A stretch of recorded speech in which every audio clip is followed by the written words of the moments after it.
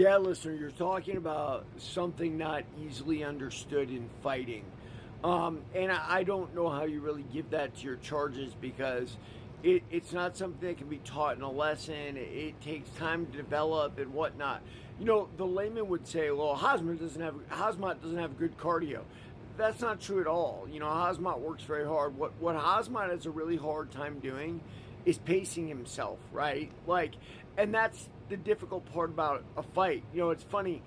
There's a judo guy now in my jiu-jitsu class, and you know he's a black belt in judo, and they gave him a purple belt, which they deserve because they're at least that level. And I love going with him, and we butt heads a lot, like literally butt heads.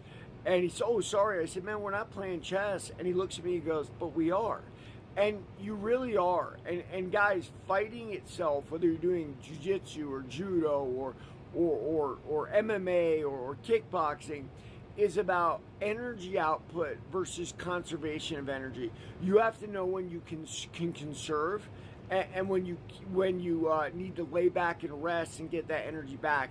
And it's not an easy thing to do. When you're not an expert at something, the idea is you always push, push, push.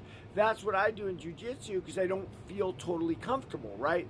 In my striking, I'm totally comfortable. And so I can sit there and wait. Now nobody here's the anecdote to that, right? The Mike Tysons of the world, the Hazmat Chimaevs of the world come at you so fast and furious. They force you to fight. You can stand your ground or you're going to get run over. But you have to be able to learn how to deal with styles like that as well.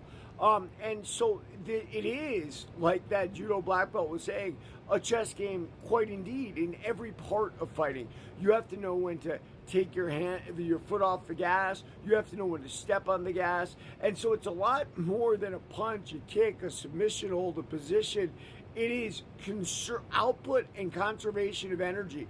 And the thing is we're not experts in many of those fields, especially MMA, because there's too much to learn. And then you've got to also learn that, and it can become very, very difficult.